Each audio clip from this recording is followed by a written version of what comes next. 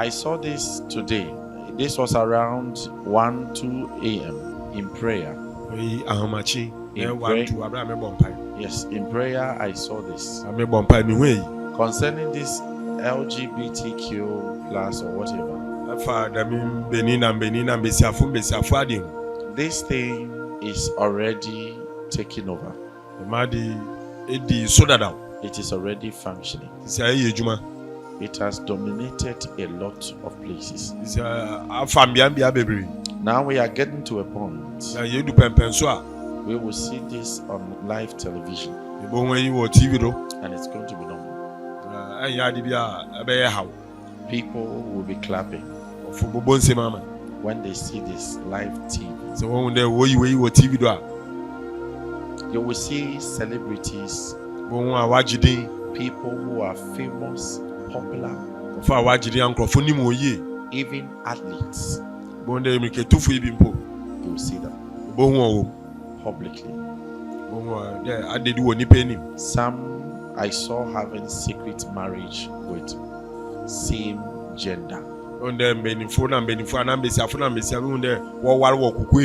Marriage which was between same gender that were kept in private will now come out. And you're going to see the support of celebrities towards this move. Celebrities, popular people, people we know will start making this move more effective and normal. But we are going to see celebrities, popular people, athletes having same gender relationship and marriage. And it will shock us. It is about time we go for soul winning and preach the word to people, because the end is near, which I can't tell when. It is near.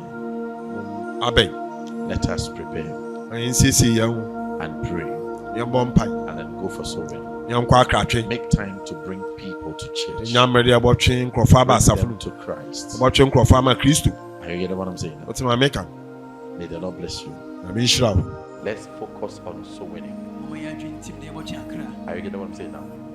2023. Listen to this carefully. 2023. LGBTQ+ is going to be very loud. It is going to be loud. The people themselves and everything is going to be loud. Are you getting what I'm saying now? Now, for us to keep this, let us go for soul winning. Are you getting what I'm saying now? And pray against this move.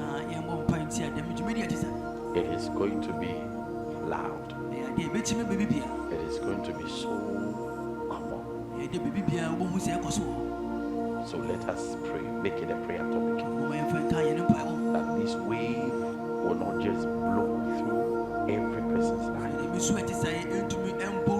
And even those that are caught up by this wave will be freed. Are you getting what I'm saying? Are you getting what I'm saying? So let us pray. And I'm telling you something. If this is supposed to be, if you're supposed to go through balloting, voting, don't be shocked that our dear country will disappoint us. So let us pray that this would never come to pass. Are you getting what I'm saying now? If it happens, we should vote. It won't go for our way. It will go against our way.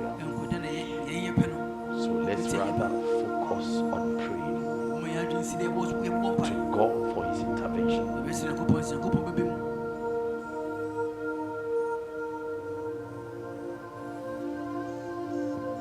No, it won't help us.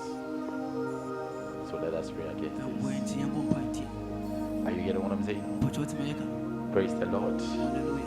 Hallelujah.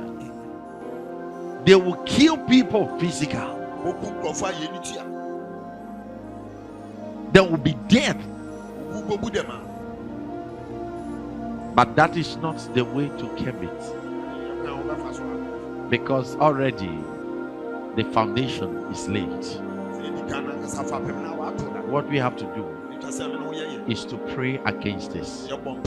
Because the agenda is to make every country, the whole world, at least majority of the world, accept it in their nation. So by 2027, they will be through with it. So we have to start praying for them and deal with the enemy behind this. Kenya now, where police are investigating the death of a young fashion designer and LGBTQ activist, Edwin Chaloba. His body was found dumped in a metal box by the roadside near the town of Eldoret. A police spokesman says the motive was unclear, but rights organisations in Kenya, where gay sex is outlawed, are linking the killing to his sexuality. We can go live now to Nairobi and speak to our Deputy Africa Editor, Anne Soy. And what more do we know about the circumstances around this? We're still getting details. Just spoken to some of his friends who are at the morgue now in Eldoret. They say the scene there is anxious. Everyone very keen to know what happened to him. There's been a video circulating showing him dancing on the 31st of December, and that was the last time we understand he was seen alive. 4 months ago, he was attacked by unknown assailants. He said that it was related to his activism, but he did not divulge further details at the time, and therefore this has come as a shock. And rights organizations have condemned the killing. His body was found in a metal box, which was apparently dumped by a vehicle which was unmarked. The registration number was blocked, so it couldn't be seen, by the roadside in the outskirts of Eldoret town. And so police are investigating this incident. They say they still do not know the motive. However, his people who are close to him are pointing a finger at his sexuality. And from what you gather, do the rights groups who have spoken out about this have any confidence that the police will conduct a credible investigation if indeed the motivation was potentially because of his sexuality? Well, they are calling on the investigative authorities to do their best. However, they have reservations when they talk, generally, and not just in cases of killings of LGBT activists. Generally, investigations in the country tend to take very long. They tend to be a bit shambolic as well. There are so many things that are, so many loose ends that are usually not tied. But they are still pressing for answers. Many rights organizations have spoken out, both international and local, and people are saying, people should be left to live their lives as they want in this country. And how prominent was he in terms of his activism and as a figurehead, if that is a fair term, within the LGBTQ movement? He was quite well known within the LGBTQ movement. He was quite well known within Eldoret town. I understand that he had quite a strong following in his social media. He was, a flashy dresser, and that's how some of his friends are describing him.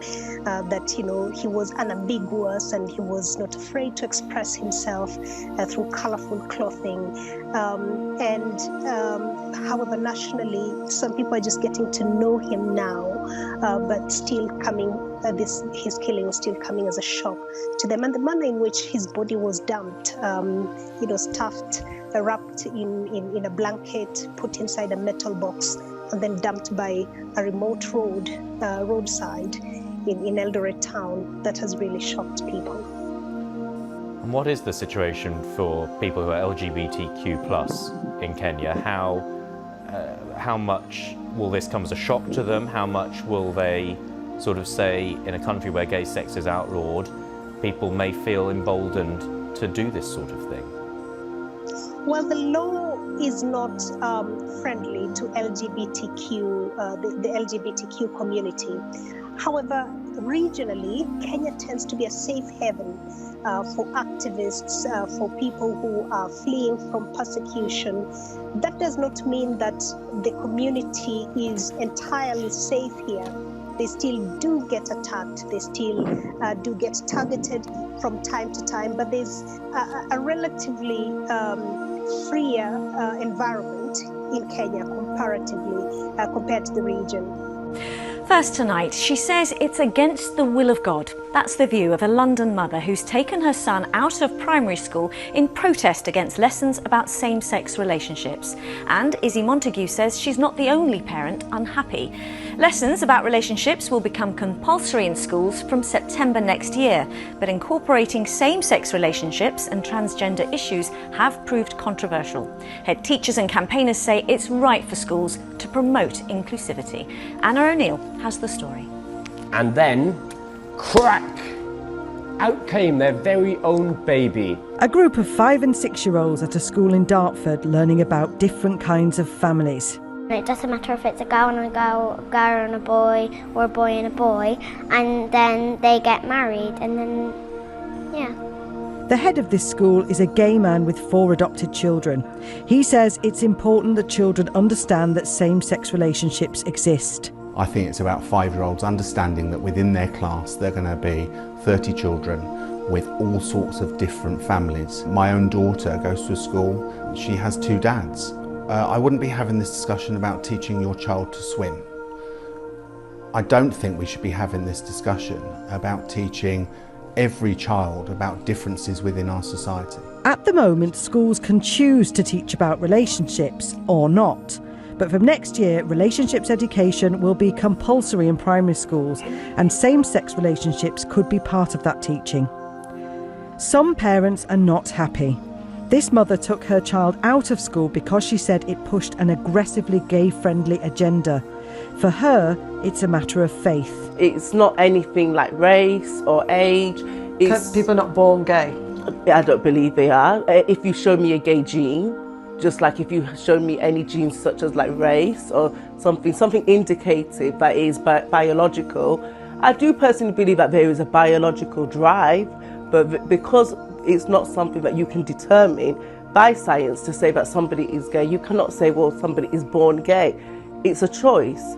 Her former school told us it teaches tolerance, inclusivity and equality for everybody and encourages all pupils to celebrate their differences.